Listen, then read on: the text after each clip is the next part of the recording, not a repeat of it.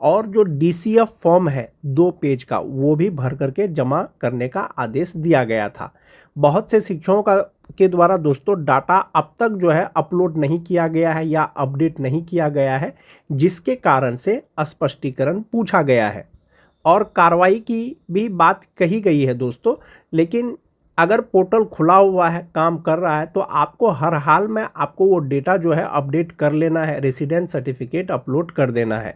चाहे वो बीपीएससी शिक्षक हो, चाहे वो एचटी हो, एचएम हो, विशिष्ट शिक्षक हो, नियोजित शिक्षक हो, सभी कोटि के शिक्षकों को ई शिक्षा कोष प्रोफाइल अपडेट करना अनिवार्य है। जैसा कि आप देख पा रहे होंगे दोस्तों, 11 जून 2026 कार्यालय जिला शिक्षा पदाधिकारी वैशाली के द्वारा ये पत्र निकाला गया है दोस्तों। सेवा में संबंधित 1849 शिक्षक सूची के अनुसार जिला वैशाली यानी कुल 1849 शिक्षकों पर स्पष्टीकरण पूछा गया। विषय है स्पष्टीकरण के संबंध में।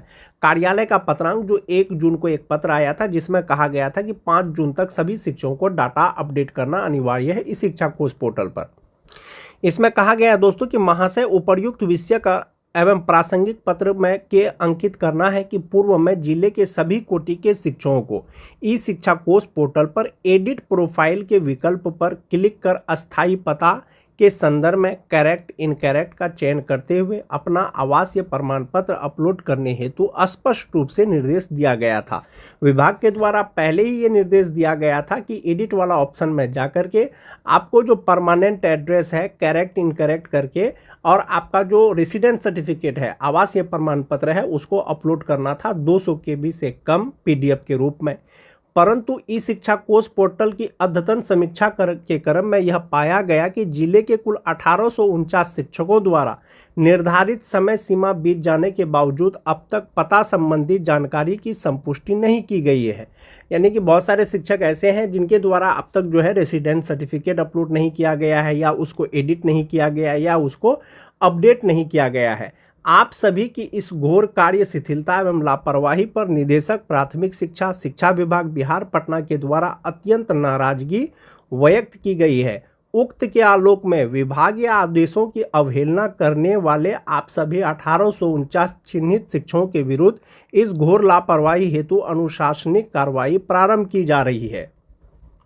अतः एतद द्वारा आप सभी संबंधित 1849 शिक्षकों को निर्देश दिया जाता है कि 12 जून के संध्या 4 बजे तक ई शिक्षा कोष पोर्टल पर अस्थायी पता की संपुष्टि करते हुए स्पष्टीकरण अपने संबंधित प्रखंड शिक्षा पदाधिकारी के कार्यालय में जमा करना सुनिश्चित करें कि किस परिस्थिति में अब तक आपके द्वारा ई शिक्षा कोष पोर्टल पर अस्थायी पता की संपुष्टि नहीं किया गया है।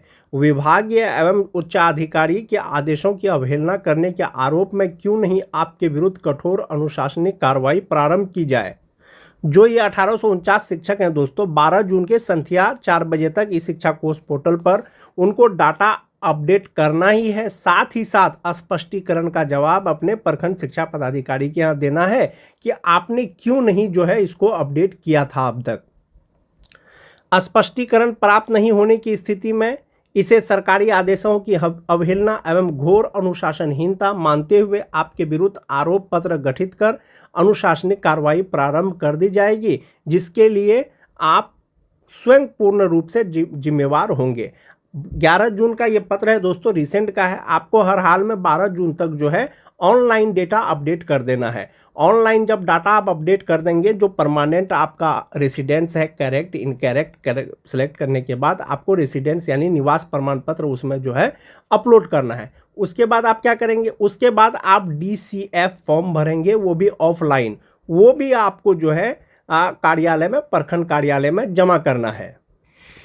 ये जो डाटा अपडेट करने का है दोस्तों, ऐसा नहीं कि सिर्फ बीपीएससी शिक्षकों को करना है, सभी कोटि के शिक्षक चाहे वो बीपीएससी शिक्षक हो, चाहे वो विशिष्ट शिक्षक हो, चाहे वो नियोजित शिक्षक हो, सभी कोटि के शिक्षकों को ई शिक्षा कोष प्रोफाइल अपडेट करना अनिवार्य है।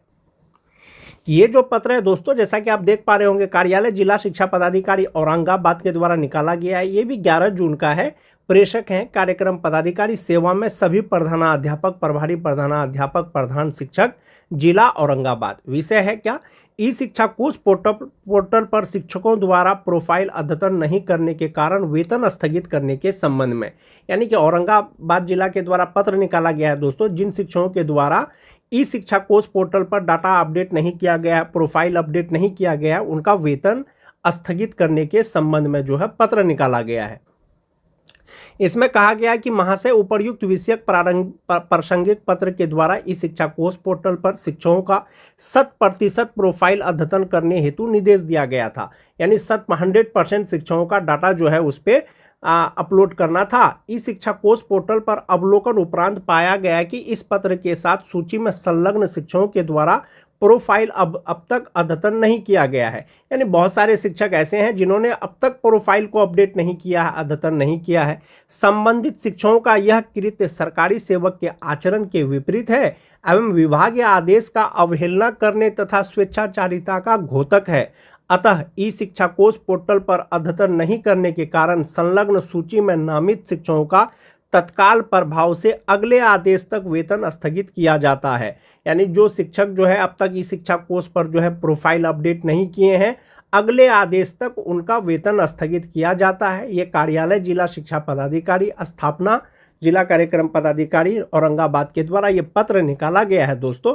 और इससे पहले जो आपने पत्र देखा वो वैशाली जिला का था, उसमें ये कहा गया था कि 12 जून को संध्या 4 बजे तक डाटा अपलोड कर देना है, अपडेट कर देना है, प्रोफाइल अपडेट कर लेना है, साथ ही साथ स्पष्टीकरण का जवाब भी देना है। और औरंगाबाद जिला के द्वारा ये पत्र जो निकाला गया है दोस्तों, तत्काल प्रभाव से अगले आदेश तक वेतन स्थगित करने का आदेश दिया गया है जिन शिक्षकों के द्वारा अब तक ई शिक्षा कोष पोर्टल को जो है अपडेट नहीं किया गया है। ई शिक्षा कोष प्रोफाइल अपडेट करने के साथ ही साथ दोस्तों DCF फॉर्म जो है भरने का आदेश दिया गया था सभी शिक्षकों को। जो 2 पेज का DCF फॉर्म है वो भर करके जमा करना था दोस्तों। एक तो हो गया कि आपका ई शिक्षा कोष प्रोफाइल जो आप अपडेट करेंगे, आप अपना जो आवासीय प्रमाण पत्र अपडेट करेंगे तो आपका परमानेंट जो रेसिडेंस है, परमानेंट जो एड्रेस है वो आपका सर्टिफाइड हो जाएगा कि भाई आप फला जगह के जो है अस्थायी निवासी हैं। एक ये हो गया। जो शिक्षकों का ट्रांसफ़र शुरू होने वाला है, जैसा कि माननीय शिक्षा मंत्री के द्वारा कहा गया है कि महिला शिक्षकों को होम पंचायत, गृह पंचायत और पुरुष शिक्षकों को प्रखंड, बगल के प्रखंड में उनका जो है स्थानांतरण किया जाएगा। जब तक आपका परमानेंट एड्रेस सर्टिफाई नहीं होगा कि आप कहाँ के निवासी हैं, तो ऐसी स्थिति में आपका ट्रांसफ़र कैसे होगा। एक वो चीज़ हो गया दोस्तों। सभी कोटि के शिक्षकों को प्रोफाइल अपडेट करना अनिवार्य है इस शिक्षा कोष पोर्टल पर, और साथ ही साथ DCF फॉर्म भर के जमा करना है। DCF फॉर्म भरने का जो दिशा निर्देश दिया गया था दोस्तों कि जानकारी उसमें प्रविष्ट करना है।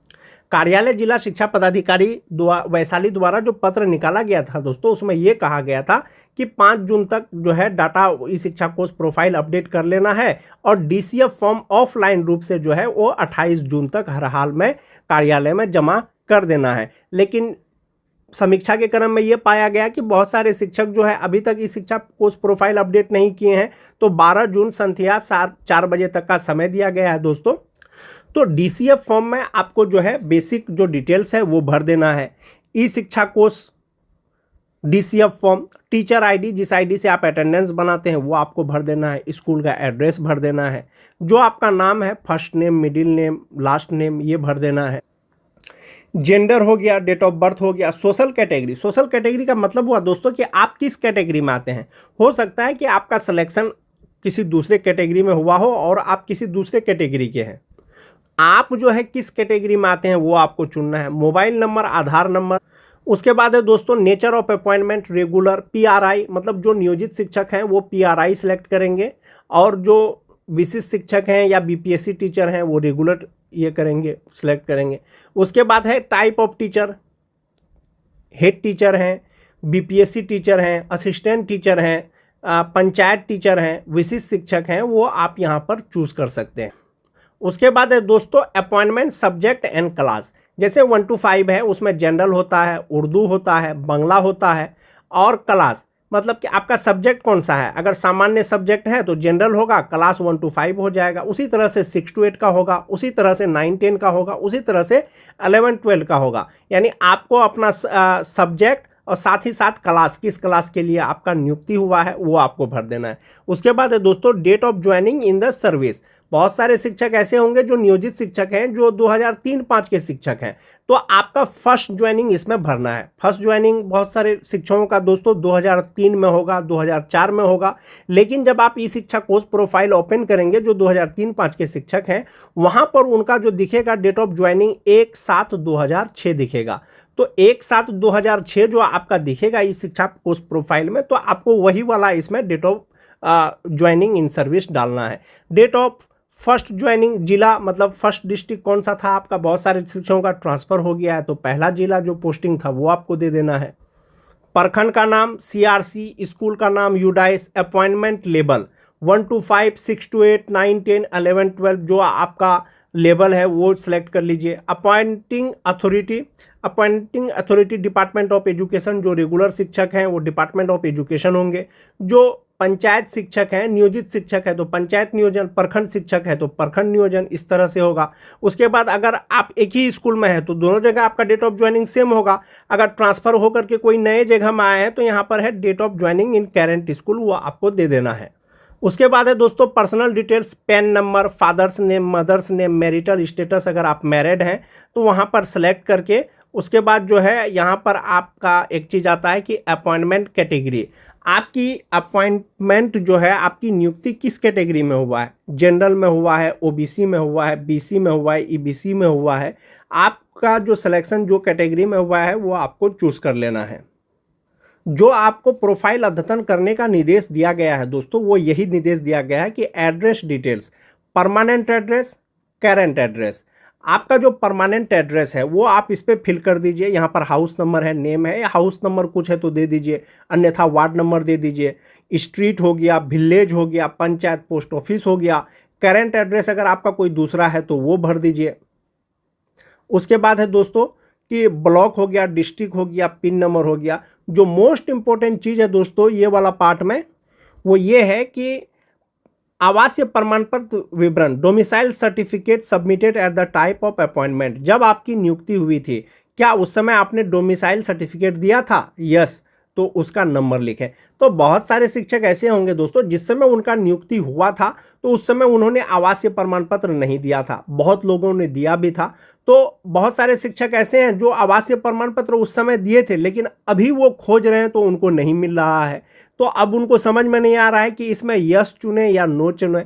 दोस्तों जो डोमिसाइल सर्टिफिकेट अभी आप ई शिक्षा कोर्स प्रोफाइल में अपलोड कर रहे हैं, आप जो है DCF फॉर्म के साथ वही लगा करके दे दीजिए। क्योंकि आपके पास तो है नहीं तो आपको तो कुछ ना कुछ तो अपलोड करना ही है।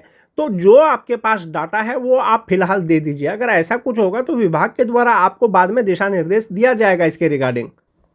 उसके बाद जो है बेसिक ये डिटेल्स हो गया, सैलरी से संबंधित हो गया, ये सारा डाटा भर करके जो है आपको जमा करना है। उसके बाद है दोस्तों सर्विस डिस्ट्रैक्शन हिस्ट्री, ये आपका जो सेवा में स्थानांतरण या जितने स्कूल में अभी तक आपने कार्य किया है, ट्रांसफ़र होने से पहले, ट्रांसफ़र होने के बाद, वो डाटा इसमें भरना है। उसके बाद है दोस्तों एजुकेशनल क्वालिफिकेशन, तो ये टोटल डाटा सभी शिक्षकों को नहीं भरना है। जिनका प्रोफाइल अपडेट नहीं है इस शिक्षा कोर्स में टोटली, उनको जो है ये टोटल भरना है। अन्यथा DCF का जो 2 फॉर्म है वही 2 फॉर्म भर करके जमा करना है। Appointment based on the teacher eligibility test, क्या आपका जो अपॉइंटमेंट हुआ है वो TT बेस्ड हुआ है? यदि हाँ तो CTET, स्टेट टेट, उसका रोल नंबर, पासिंग ईयर हो गया। उसके बाद है कि बहुत सारे शिक्षक दोस्तों BRP रहे हैं, CRCC रहे हैं। अगर रहे हैं तो वर्क कर दीजिए, नहीं तो नहीं कर दीजिए। लैंग्वेज है दोस्तों, 3 लैंग्वेज का ऑप्शन है। आप अगर लैंग्वेज जानते हैं, उर्दू, बांग्ला, इंग्लिश जो भी जानते हैं, आप वो सारा लैंग्वेज यहाँ पर सेलेक्ट कर दीजिए, लैंग्वेज भर दीजिए। यहाँ पर एक फ़ोटो चिपका करके आपको साइन कर देना है। जो DCF फॉर्म है दोस्तों, इसमें मोस्ट इंपॉर्टेंट चीज़ यही है कि आपको सारा बेसिक डिटेल्स भर देना है। उसके बाद ये वाला जो कॉलम है कि domicile certificate at the time of appointment, अगर दिए हैं तो यस या नो जो भरना है आप भर दीजिए। साथ ही साथ में डोमिसाइल सर्टिफिकेट नंबर, साथ ही साथ में डोमिसाइल सर्टिफिकेट आपको जेरोक्स लगाना है।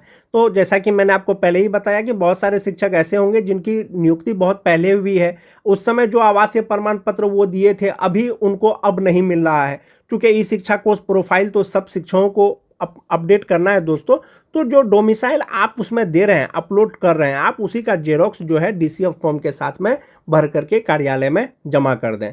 और इसके अतिरिक्त अगर आपका कोई बेसिक डिटेल्स गलत है, जैसे कि आपका पिता का नाम गलत होगा, आपके माता का नाम गलत होगा, आपका अपॉइंटमेंट कैटेगरी गलत होगा, अगर इस तरह का कुछ त्रुटि है तो इसके लिए आप जो है आवेदन, ये डीसीएफ फॉर्म के साथ में एक आवेदन लिख करके दे देंगे कि ये चीज़ मेरा अपडेट करना है, गलत है, वो आपका अपडेट हो जाएगा। लेकिन सबसे पहले आपको ई शिक्षा कोष प्रोफाइल अपडेट करना है, उसके बाद ये डीसीएफ फॉर्म जो है भर करके आवासीय प्रमाण पत्र का साथ में जो है आपको कार्यालय में जमा करना है।